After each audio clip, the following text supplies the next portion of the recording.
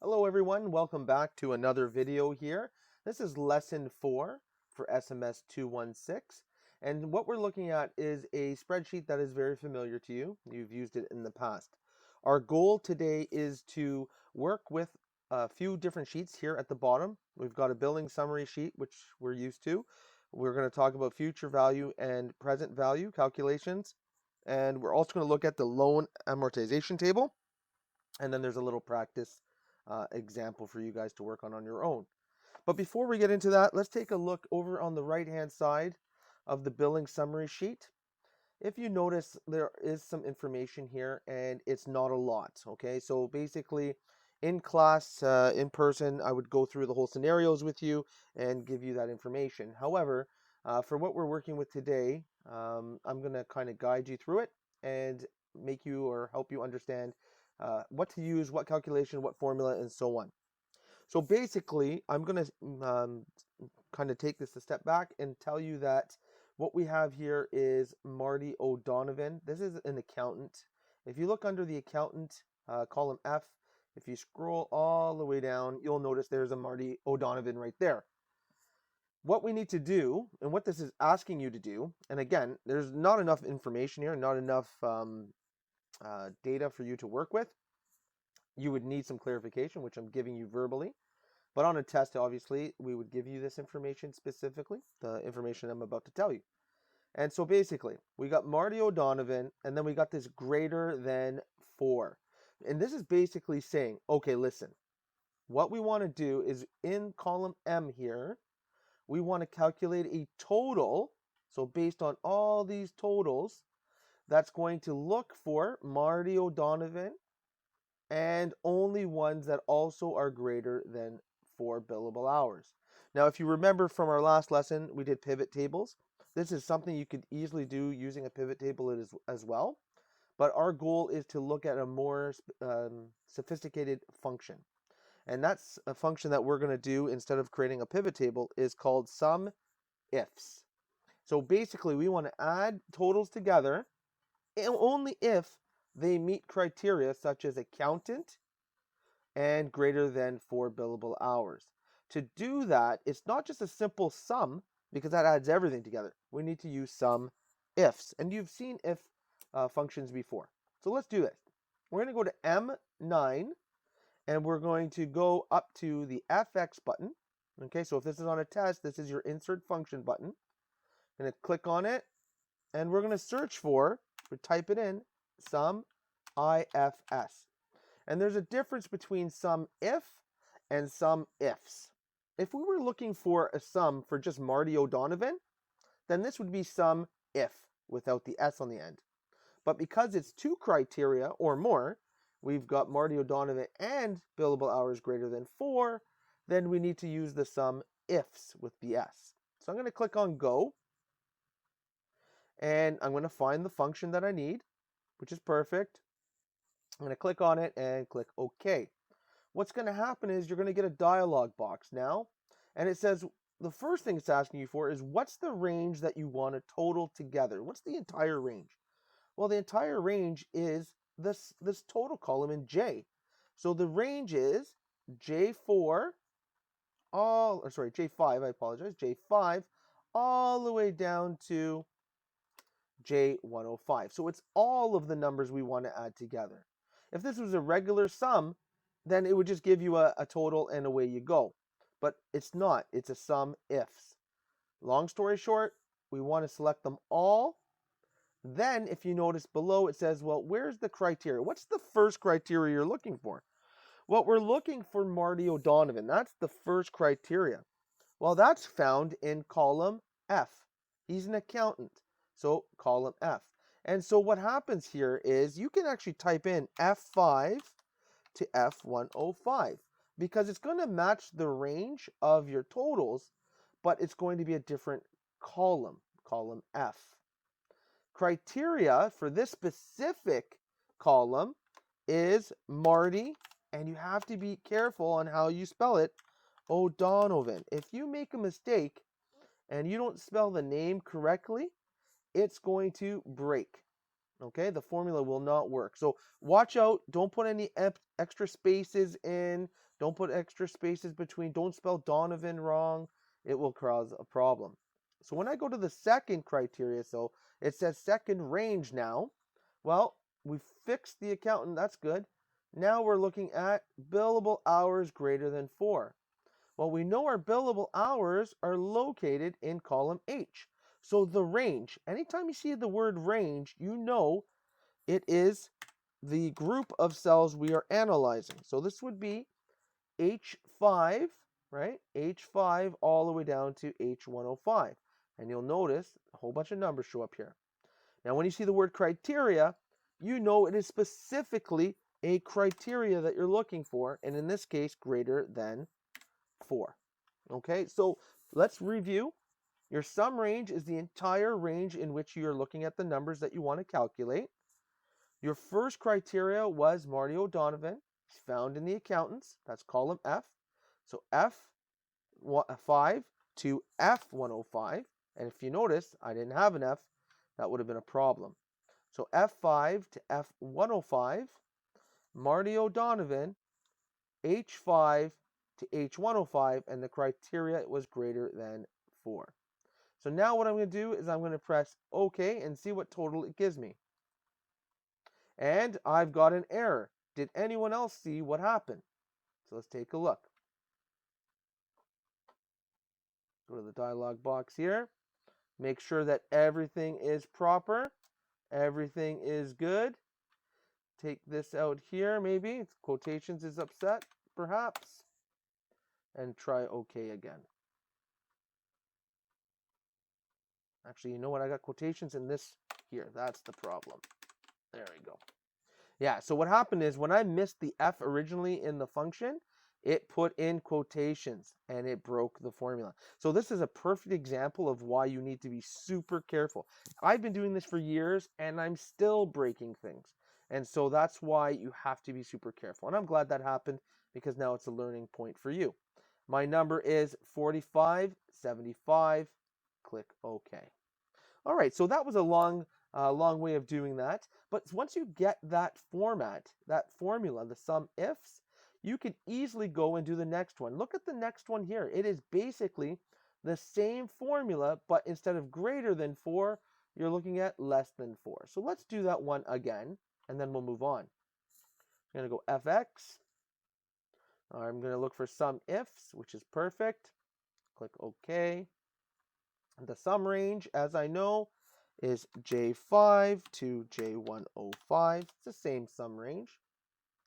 The specific criteria range for number 1, again, accountant, F5 to F105. I'm not missing the F this time. Perfect. And the criteria is Marty O'Donovan. I'm going to make sure I spell that proper. And you'll know because you'll start seeing the results at the bottom as you're going through it. I should have caught on the last time and it didn't have a result, so I should have known that there was something up. Next criteria is, again, the billable hours. So that is H5 to H105. And I see the numbers here. That looks good. And this time it is less than 4, not greater than, so less than 4. And I'm going to click OK. And voila, our total is 1856 and 25. So basically, Marty O'Donovan, using the Sumifs function, we were able to calculate that he charged $4,575 for billable hours greater than 4, and he charged $1856 for billable hours less than 4. So that's your analysis right there. So that's Sumifs. It's again, it could have been done in a pivot table, but sometimes you don't want to build a table just to do a simple calculation, and this is when you would use these formulas. Okay, let's move on. We've got average greater than 4. Okay, so this could be interpreted in different ways, but I'm going to just give you the way that I would have done it. So basically, what are the average hours if they are greater than 4? So what are the average billable hours greater than 4? So it's going to be just a simple average if. There's only one criteria, greater than 4. So it's if, not ifs. Let me look for it. Average if, no S. Click go. Notice there's 2 options. I don't want the second option. I want the first one. I'm going to click OK. So what we've got here, it says, okay, what range do you want to average? Well, I want to average the billable hours. So that's H5 to H105. And what's the specific criteria that I'm looking for? Well, I want it greater than 4. Oop, not 34, greater than 4. And I'm going to click OK. So basically, all of these numbers are being analyzed. Anything that is greater than 4 will be averaged. So we're looking at 4.91 as your average. You should know that if this number was a 2, then you're actually doing something wrong, because it would be greater than the average number, which is 4, and it is 4.91. Same thing with count. So this is a count if. Basically, you want to count only if it is greater than 3. So that's what it says here. It's only one criteria, so it is a count if with no S's. So I'm going to go FX, search for count if, and I'm going to click go. Again, you're going to get the two options, count if and count ifs, plural. We only want the first one. Click OK. Now, what's the range? Same range, H5 to H105. And criteria this time is greater than 3. So it's only going to count the values greater than 3. We click OK. There are 95 values in this list of values that are greater than 3, which is pretty much all of them. So that's pretty good. In class, I would get the students to normally do this one on their own. And this one here was a little bit of a trick question because I purposely left out some vital information.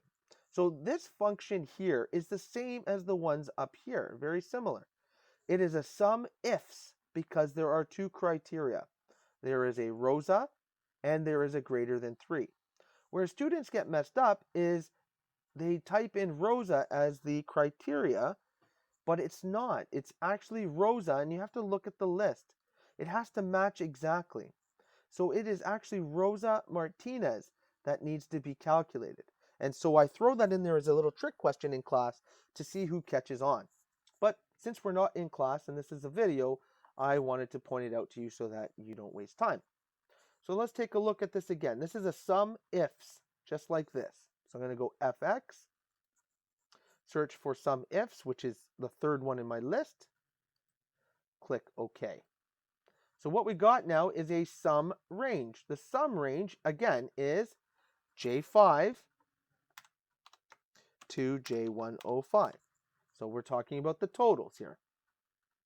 The criteria for the first criteria that we're looking for, the range, is for Rosa. She's an accountant. She falls under F5 to F105. The criteria, and this is where people made a mistake, they just typed in Rosa, which it wouldn't find because it's Rosa Martinez with the fancy name. Now you'll notice Rosa Martinez is there. It looks good. The second criteria is Rosa, but it's greater than 3 billable hours. That's different. So the range is H5 to H105 because the billable hours are located in column H. Instead of greater than 4 like we did for Marty, we're going to do greater than 3. And then we're going to click OK. So for Rosa Martinez, greater than 3 billable hours, her total charged was 84, 87, and 50. So just remember, whatever the range is that you're using, the criteria in that range has to match exactly, or it will not work.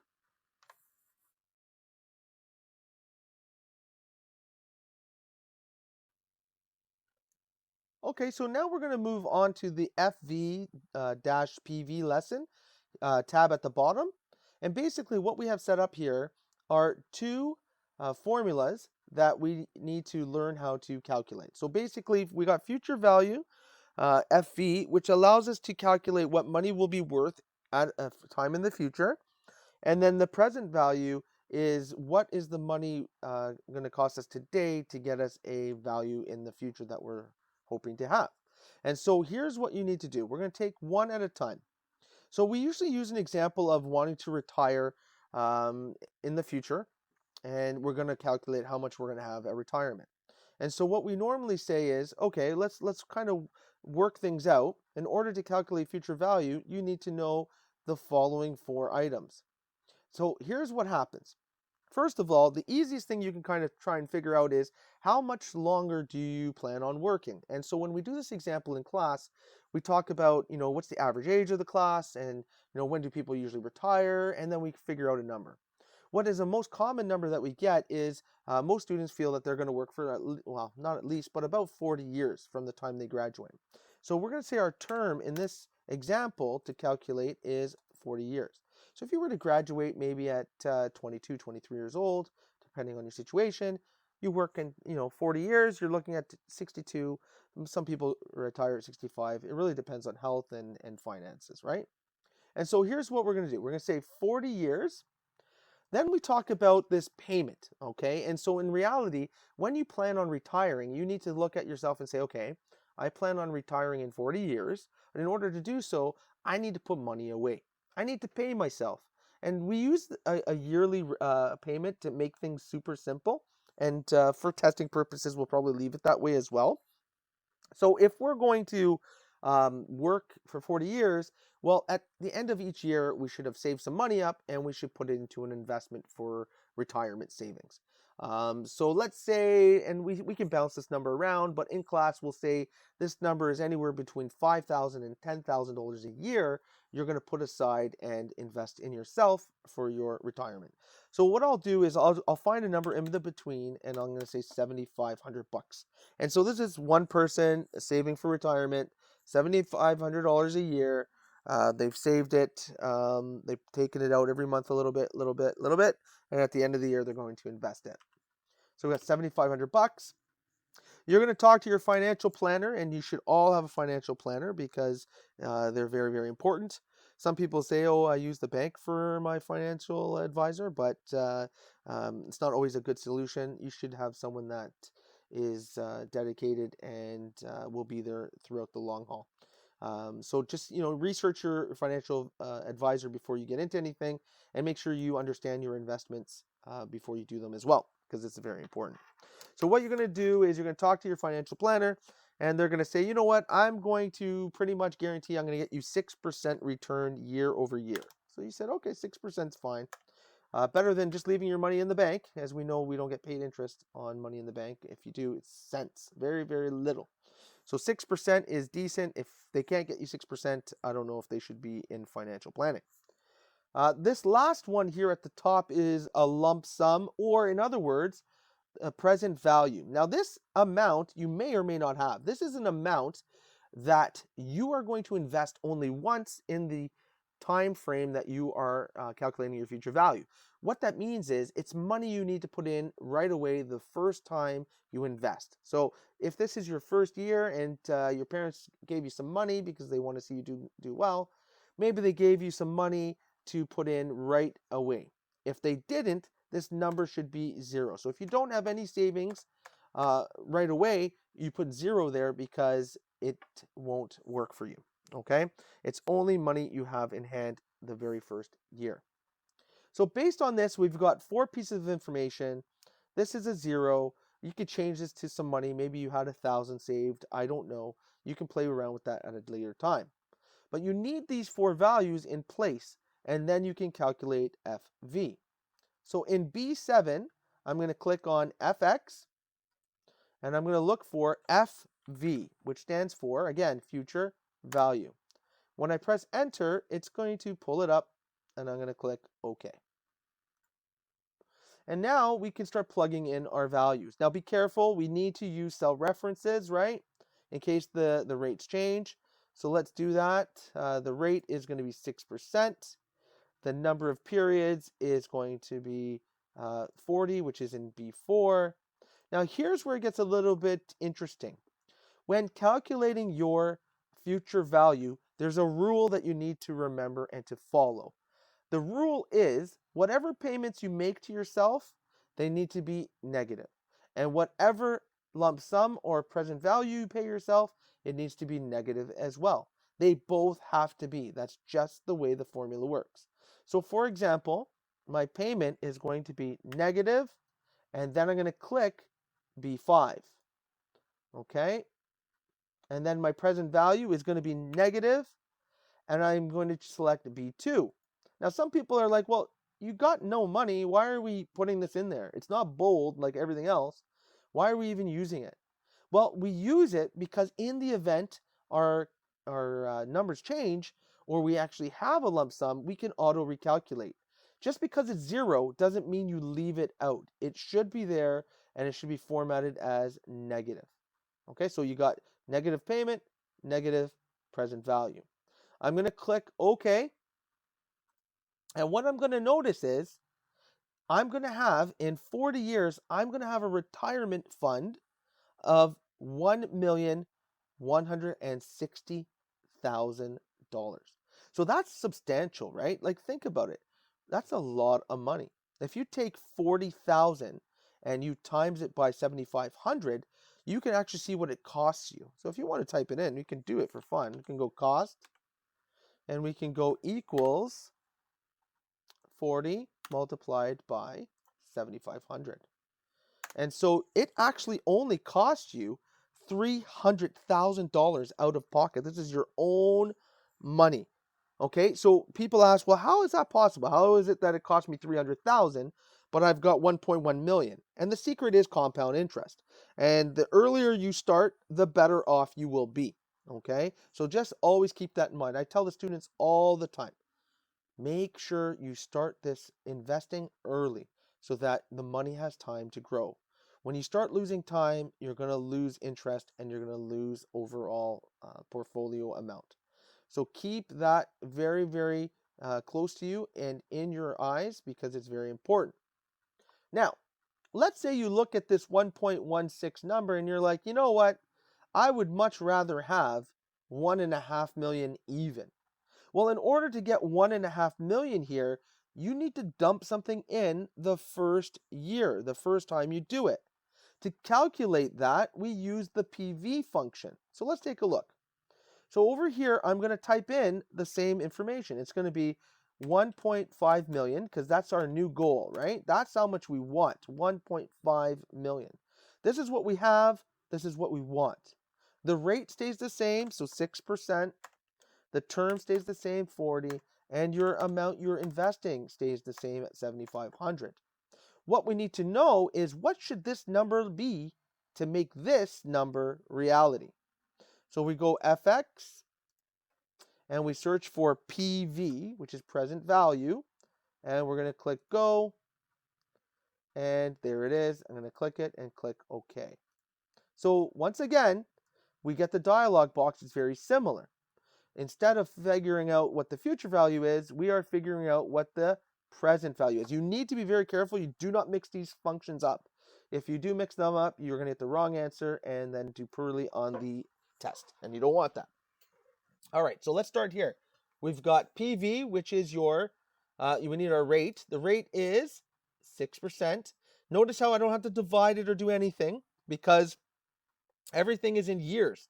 So it is common. There's no divide, multiply, nothing. So your rate is 6%. Your number of periods is 40, which is in E4.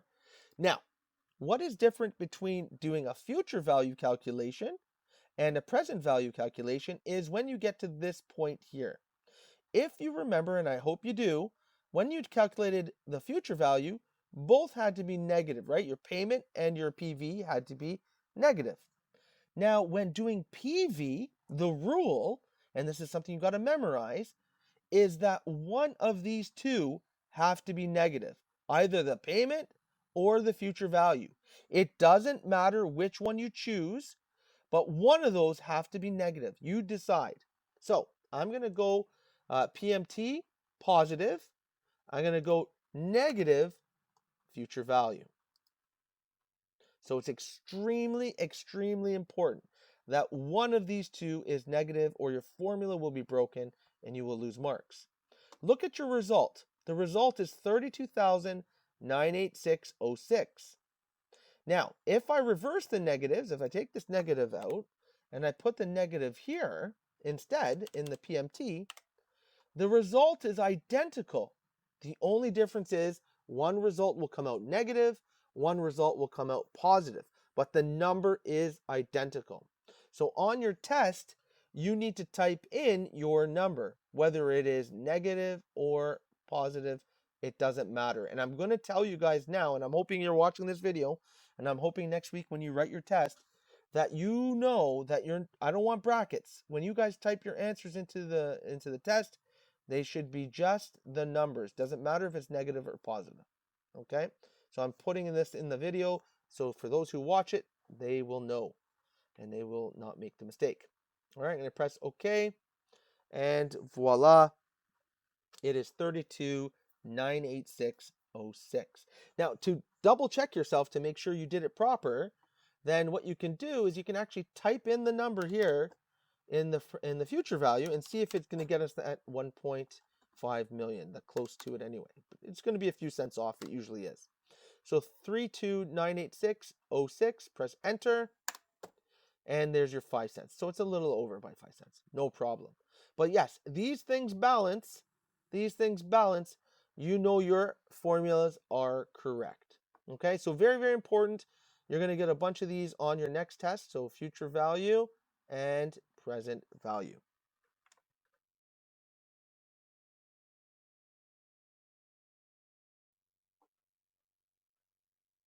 In our last sheet that we're going to work on in this lesson, we've got a loan amortization table. And what this allows us to do is it allows us to look at a loan calculation over a period of time. So this one here is showing us 48 months. And what we're going to calculate is not only the payment that we need to pay each month for 48 months, but we're also going to be able to look at what part of that payment was the interest and what part of that payment is the actual principal repayment. And these things change as you go throughout the actual calculation of the loan. So let's take a look at this. PMT you guys are familiar with, or should at least be familiar with by now.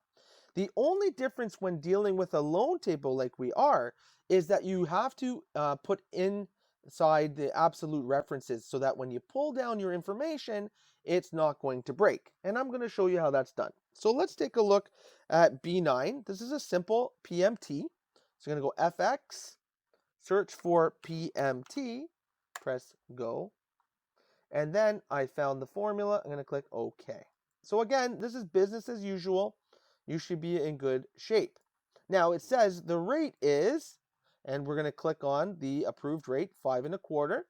But because it's monthly, I need to divide it by 12. Oops, not 112, but 12. And what the deal is, because before when we drag down has to stay stagnant, it doesn't move, I need to make it absolute. So we do that by pressing the function for key to put a $ in front of the B and a $ in front of the 4. The next thing is number of periods. Well, the number of periods is B5, which is 4. This has to be absolute, of course, and we need to then multiply it by 12. Then we have PV. Well, this is the present value of our loan for this here. So that is negative 30,000, which is in B3, and it also has to be absolute. So make sure that you have the absolutes done properly. There is no future value in this calculation. It's not a lease, it's an actual purchase. And there is no type because it doesn't say that the payment is being made at the beginning of the period. So we leave this blank. Don't put false, don't do anything, just leave it blank. And so what we're going to do now is we're going to click OK. And what we have now is $694.28. This is going to stay the same payment all the way down to month 48. Let's see what happens. Double click, check at the bottom, and you'll notice that all the payments add up to a total of $33,325. So, I mean, you could take a quick look and say, okay, well, the loan was $30,000. I ended up paying $33,000, so I paid about $3,300 in interest over 4 years. And that's just a basic overview of your calculation. But what we need to do is take it a step further. We got IPMT as a function and ppmt. So they are based off of this original one. The only difference is this one calculates interest, this one calculates the principal payment. So let's take a look. So now in C9, I'm going to search for FX IPMT. So that's interest payment. And I'm going to click go. And I'm going to make sure I've got the right one. And I'm going to click OK. Now, the rate, again, 5 1/4, F4 because it's absolute, divided by 12. This is new, this period, PER. So this reminds us that there are periods in our loan. First month, second month, third month, and so on. So the period in this case is going to be this, A9. Now, it is not absolute because when you drag it down, you want it to go from 1 month, 2, 3, 4, 5. So this one stays normal, no absolute on it. Number of periods is going to be 4 years, B5, F4, right? Absolute, times 12. And again, your PV, negative, B3, absolute, no future value, and no type. These are left blank. So you got absolute on the regular stuff, no absolute on the period. The interest for this first payment is $131.25. I'm going to click OK. And so now what happens is if I double click it, the interest goes down as you get closer to the end of the loan. As you get closer to the end of the loan, you're paying less interest, you're paying more principal. That's the way a regular loan works. If I go back up, I can run it where it's now going to be the principal payment. Now, what people do is sometimes they get cute and they try and do it a quick and easy, fast way, and they'll just say, well, this must be this minus this. And yes, in fact, that is true, but that defeats the purpose of the function. You have to learn ppmt. So we're going to go FX, and we're going to go for ppmt. And I'm going to click go, and I'm going to click OK. It's the exact same process you did here. Rate, F4 for absolute, divided by 12. Period, A9, no absolute. Number of periods, B5, absolute, times 12. Present value, negative, B3, absolute. And voila, you've got 563.03. I'm going to click OK, and then double click. And at this point, when you get down to the bottom, your numbers should balance. Look, $33,325, interest $3,325.51, and principal repayment $30,000. These numbers balance. That means you did it correctly. There are so many times where I've seen students make a mistake, they don't check their balance, and they lose marks. So this is very important. This last column is telling you, or it's a calculation that allows you to see how much you would owe, how much left on your loan if you were to bail early, if you were to get out of the loan early. To do this, it's a little bit of simple math. The first one in E9 is simply equals to your original loan amount minus the principal repayment in the first month. So basically, your original amount minus your principal repayment. I'm going to press enter. You can't take your original amount and minus the nearly $700 that you paid because there was interest involved, which people need to be on top of. So for the first month, if at the end of the first month you said, I can't drive this car anymore, I can't afford this car anymore, how much would you owe the company back out of the principal? $29,436.97. This is a very high level convo because we're not even talking about the depreciation of the vehicle once you drive it off the lot. That's a whole different business conversation. Just how much principal is left is where we're at. Okay, so that was the first one. If I click on the next one, I got to do another formula. I can't drag this down. It won't work. It will completely break and get destroyed.